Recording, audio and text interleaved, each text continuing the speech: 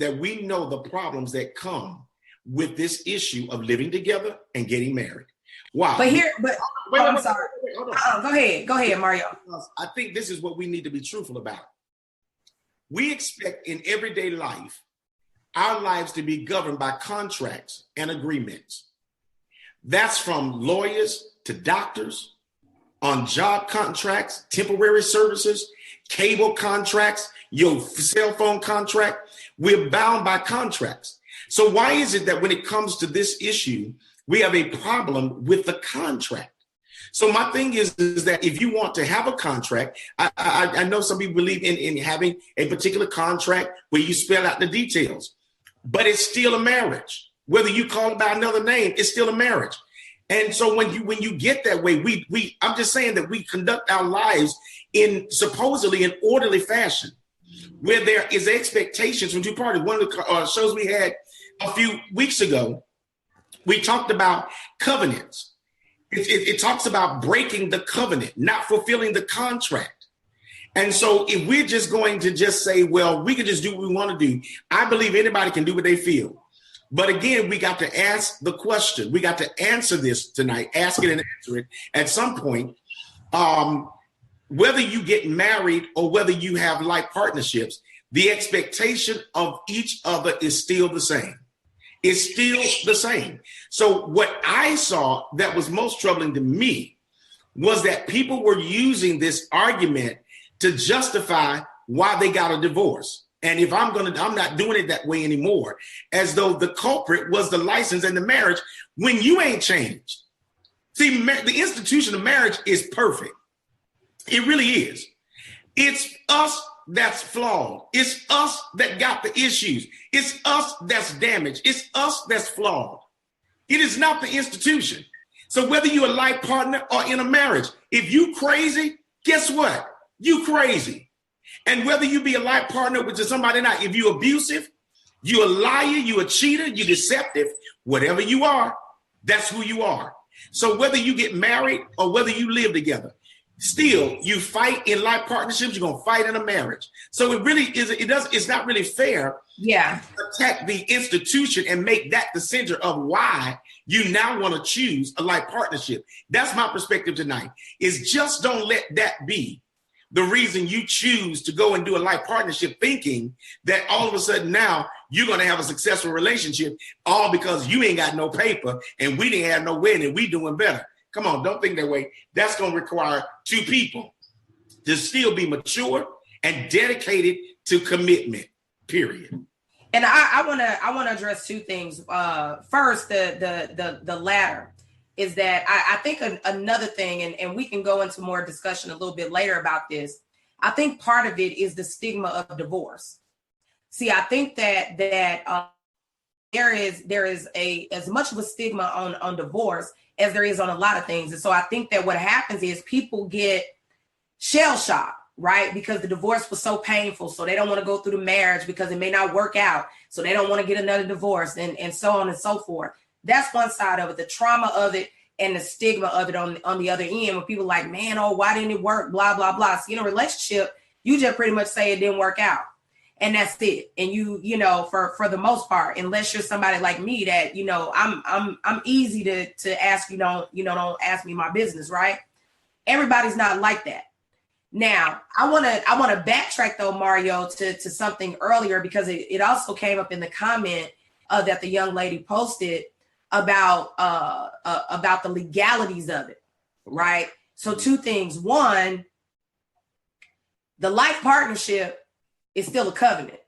Like Mario said, it's still an agreement. It's still a contract, right? And trust me when I tell you, it's harder for you, honestly, if you do it that way for a multitude of reasons. Now, let's put on my lawyer hat, right? Now, the other side of that is that if you do decide to do that, you and the person, please see an attorney. Yes. Honestly, please see an attorney. If you know, look, we ain't getting married. We don't care what y'all say. We'll need that paper. We don't want it. This is what we trying to do. And after this, we're going to talk about a number of legitimate reasons why people don't get married again and they choose this. But I want to say this, and this is real talk. For those of you that know anything that I do, my whole brand is about protecting your brand, but protect your life, protect your legacy. And that's really what a lot of the people were talking about. It was really about protecting the legacy, right? Not and we ain't talking about the people that's saying, well, the Bible requires this or that. We're talking about people that say, look, if I'm gonna be down with you, then at the end of the day, I need to be able to put you in the ground the way you ask to be put in the ground. If you get hit by a Mack truck, I need to be able to tell the doctor, you know what, my husband said this or my wife said this, because I know people that didn't have those things in place, right? So again, see a lawyer, make sure you have all of that stuff together if this is what you decide to do. Now, you need to have it together whether you decide to do that or not. That's just a shameless plug by an attorney. Okay, let me take that off. And I want to say this though. Something that you just said too that I think is very crucial is we have to stop being governed by society. Right? We have to stop being pushed, because a lot of times people are pushed into marriages or encouraged into marriages that they know ain't gonna work. You see what I'm saying? So now you done been in this bad marriage because, quite frankly, the relationship was probably horrible behind closed doors anyway. So now y'all done got married because y'all the power couple and everybody said that you should. So to be honest, and we can go here, Mario, if you want to now, but to be honest, was your contract real anyway? Or was it based on the false pretenses? Because now if you want me to break down how contracts work, it's got to be a meeting of the minds, right? What did I get what I bargained for? Right? Or we gonna step back out of that and we're gonna do another show about that? Well, that's my hot spot. Right. But let me say this. I looked this up, and this is what an attorney said. He said this. This was very... Don't you be quoting no other attorneys on this show? Well, listen, you're gonna help me out here. It said, if you live in one of the common law states and don't want your relationship to become a common law marriage, you must be clear that that is your intention not to marry. Living together, additional information is below. It says, it is recommended that there be an agreement, rather, in writing that both partners sign and date. It should sound like this. Jane Smith and John Doe agree as follows. That they Don't you be giving no legal advice. That's enough information. Listen, if you want one of them agreements, y'all come see me. Mario, don't you be giving out no free legal advice around here. I'm not, but I'm telling them, you just told them to get it in writing. You told them that. But you're right. And I told them to see somebody. Well, they need to see you. If y'all want to do that, see LeTonya. All right. Now, this is what I'm saying. I promise you this, is that for whatever the reasons that people decide to do that, it needs to be a well thought out process to me. Yeah. It really needs to be talked about, and it really needs to be looked at, which is what we're doing tonight, is just presenting how you need to look at that if you decide to do it. See, some people, because of their religious beliefs, are going to do it a certain way. Yeah. Everybody's not in the church. Everybody's not saved. So they're going to live by a different set of rules. I get that. But either way, you need to be prepared to understand that innately, you are still going to behave as though you all walked down the aisle or went to the courthouse. That's innate. That's in you. You're going to have that same expectation. And I think one of the comments you read earlier was that if he wants me to do wifey stuff, he needs to wife me. And so the expectation is still going to be there. So I think that whatever you do, you need to be very clear about what you expect and even define what this life partnership looks like. Even if it's some trouble in here, what do we do? How do we walk away from this? What do our families feel about this in the sense of should something happen? Because that's a reality. That's something that we don't have the option of not talking about. We don't have the option of ignoring. We really got to sit down and have grown people conversation about this because it's very real. What happens when children are in the mix? You know what I mean? What happens when children come in the mix? It becomes a little bit complicated, and it requires a lot of work, a lot of talking, as any relationship does to me. So I think that's my whole thing is talk about it. Be clear, be very clear about it. Right. Absolutely. I think that for the most part, I was trying to look at some of the overall comments, and I think that for that particular group, that was one of the things, right? That everything that we talked about was sort of the main. It was the main parts, or I guess the consensus. That was the word I'm looking for. So the consensus was for the people that said, I would, but right. It all came down to some of those points. But then on the flip side, Mario, because I think that we may not have given enough credence to the people that said, I do it. Yeah. Absolutely. I do it. But let me read Beverly's comment, because she says, doesn't this rely on the maturity level of people in the relationship? Common sense can be fleeting when low maturity levels make it difficult to honor this contractual relationship, either orally or in writing. Expectations are always present. Agreed, Beverly. We agree. You're saying the same thing I said. Expectations are absolutely in place, regardless. And I think that people that decide to do this are saying that we are going to define how we live. Yeah. We're going to define. We really don't have a right to say that that's wrong or right. As you always say, you got to choose. The two people got to get together and decide how this looks, how this is going to work. My position, once again, though, is if the expectations are going to be the same, you still got to talk. Make sure that you talk about it, because I think that there are people who feel like, well, you know what?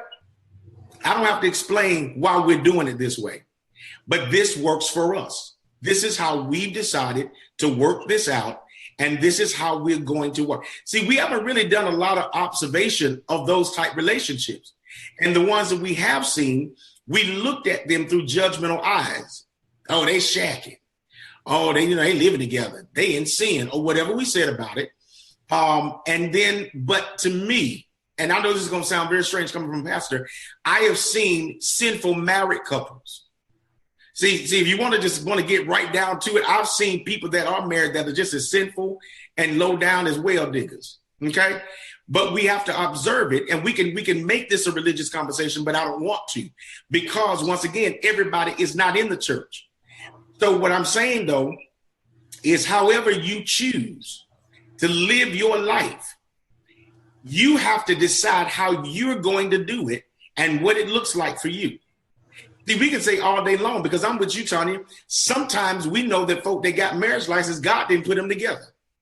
It still ain't a godly marriage, for real. Just because you go and you let a pastor marry you, or justice of the peace marry you, and you get a license, it's still not the thing that God put together. If it was so, we wouldn't have so many divorces. Divorce lawyers make great money because people get together for various reasons. And so all of them are not godly reasons, and so that's debatable all day long. But I think that for me, when I read the comments and some of the things that people were saying, what I really picked up is that I need to find another way to try and have a successful relationship. I understand the effort. I really do. I am so on that. So, and I'm clear about it. So I want you to know, we do understand. I do understand why you're trying to approach this, because you're really saying, I want to give it another try, and let me try this way this time, because the last way I did it didn't work. And that's because sometimes you done spend a heck of a lot of money. You had the ring, you had the wedding, you borrowed some money, you got your girlfriends together, you got your boys together, you got tuxedos, you spent a lot of money, and you've been left in debt. And so now you're still reeling from even the embarrassment of the divorce. So now you're saying, okay, I don't want to be alone, so I'm going to try it this way. All I'm saying is expect to see the same thing, because it's about people. We're not focusing on the institution. It's still about people coming together to decide how you're going to work together. Right. Now, I want to shift for just a minute, though, because I think this next segment is an important aspect, and it's one of those things from some of the reasons why, outside of the fact that they got married and divorced and hurt and all of those things. I had a number of people on both sides that said, I'm with my soulmate, and if something happens to that person, I ain't marrying nobody else. So yeah, I do a life partnership, because what they're saying is that person gone, I want a companion. But understand, that's my only husband, or that's my only wife, right? like believe that. And I mean, like these people